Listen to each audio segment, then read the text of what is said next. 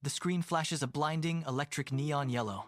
Leo stands dead center, his hands locked around a glowing blue cube. It is not just humming, it is pulsing. A rhythmic thrum that vibrates through the floorboards. Leo grips it tighter, his knuckles white, but the cube fights back. It jerks against his palms, the light shifting from a steady sapphire to a frantic, jagged strobe.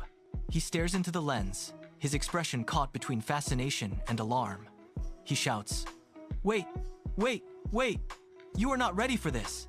The vibration hits a fever pitch, a high-frequency whine that fills the room. He tries to pull his hands away, but the energy is locked to his grip. Suddenly, the blue light fractures. The cube shatters, not into shards, but into a massive, swirling cloud of digital sparks and vibrant confetti that fills the entire frame. The air seems to crackle with static as the fragments dance in the air, blurring the edges of the room.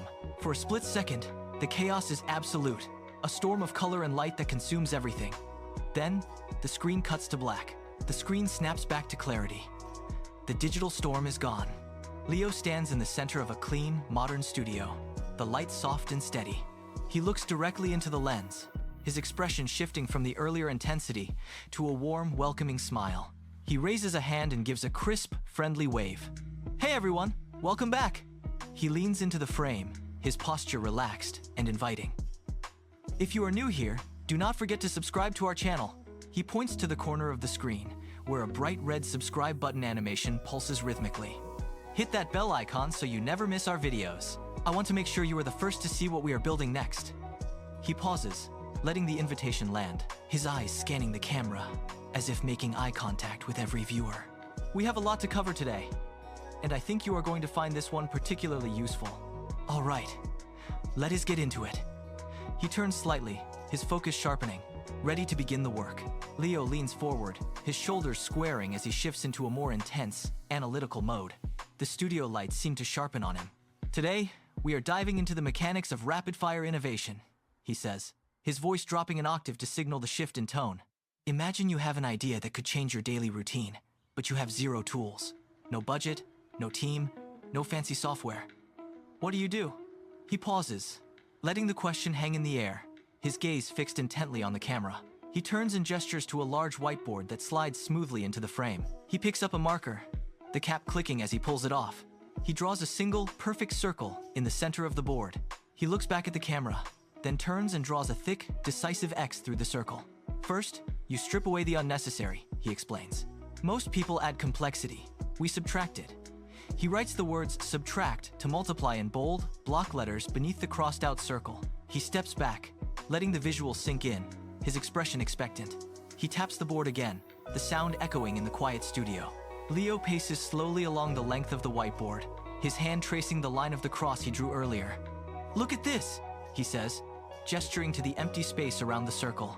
The biggest mistake creators make is thinking that more features equal more value. They pile on layers, bells, and whistles until the original idea is buried under a mountain of useless junk. He stops and turns to face the camera, his expression serious. Complexity is a trap. It is a security blanket for people who are afraid their core idea is not enough. He taps the board sharply, the sound punctuating the silence. When you add complexity, you are not innovating, you are just hiding.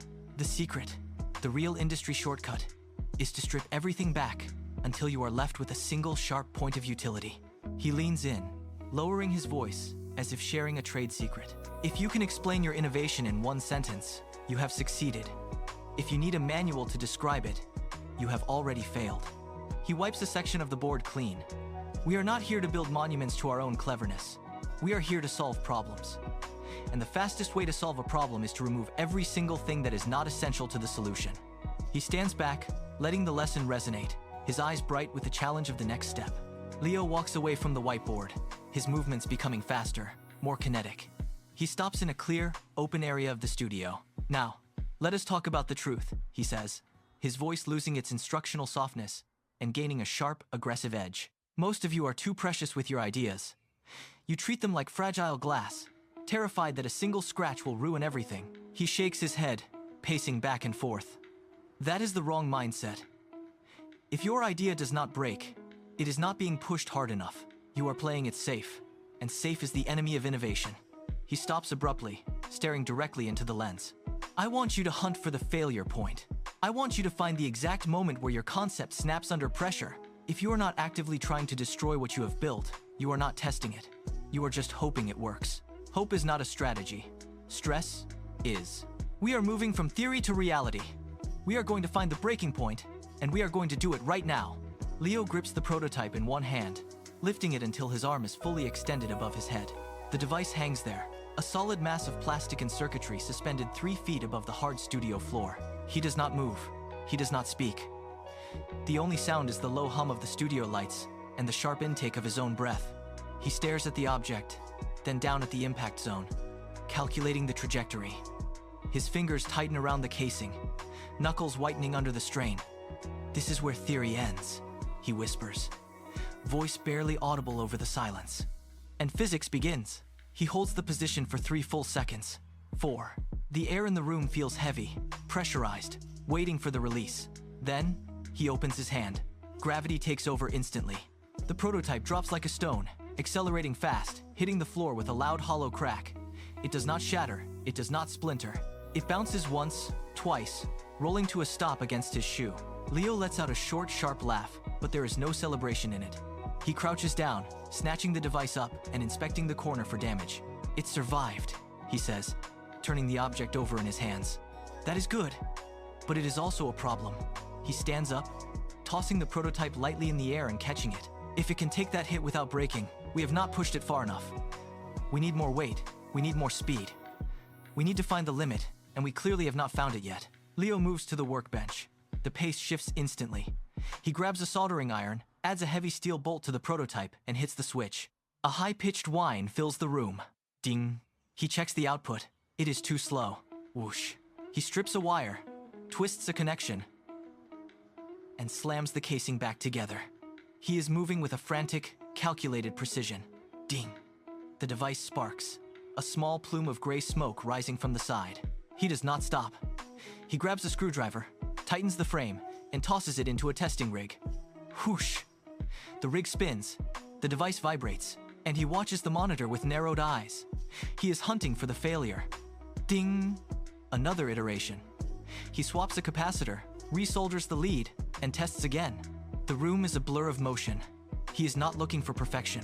He is looking for the breaking point. Fail fast. Iterate now. He pulls the device out, adds more weight, and resets the rig. Ding! The speed increases. Whoosh! The device hums, then rattles, then stabilizes. He is relentless, pushing the hardware until the metal groans under the stress. Every sound effect marks a change, a refinement. He is in the flow, eyes locked on the data. Leo wipes his hands on a rag and steps back from the workbench. The frantic energy of the previous tests settles into a focused silence. He taps a remote on the table, and 2 large digital displays flicker to life behind him, both set to 0. Now, watch this, he says, his voice dropping to a calm, measured tone. He gestures to the left side of the screen. This is the old way. Complexity, by default. He initiates a complex, multi-step sequence on the left. The clock starts ticking, the numbers climbing rapidly as he navigates a maze of wires. He moves with deliberate heavy motions, his brow furrowed as he struggles with the redundant layers. Meanwhile, he gestures to the right, and this is the subtraction method. He initiates the simplified version. He performs only 3 precise movements, his hands moving with fluid, minimal effort. Do? On the right display, the clock barely moves. The left display hits 30 seconds, then 40, while the right display is still under 5. Leo watches the gap widen. He taps the left screen to stop the timer at 52 seconds. He taps the right one at 7. 45 seconds saved, he says, leaning into the camera. Leo walks back to the center of the studio, the digital displays behind him fading to black. He exhales, the tension of the experiments leaving his shoulders. He looks directly into the lens, his expression open and energized. That was a wild ride, right? But the real test starts when you walk away from this screen. He steps closer, his hands resting on the edge of the studio table. Take that idea you have been sitting on, strip it down. Find the one thing that actually moves the needle, and cut everything else. He pauses, letting the challenge land. If you found value in this, hit that like button and drop a comment below. I want to hear what you are planning to simplify this week. Let us build this community of innovators together. He points to the subscribe button animation pulsing on the screen. Do not forget to turn on those notifications. He stands tall, his posture relaxed and confident. Thanks for hanging out with me today. You have the tools, you have the method, now go make it happen. See you in the next video. Peace. He gives a sharp, final thumbs up, and the frame fades into a vibrant end card.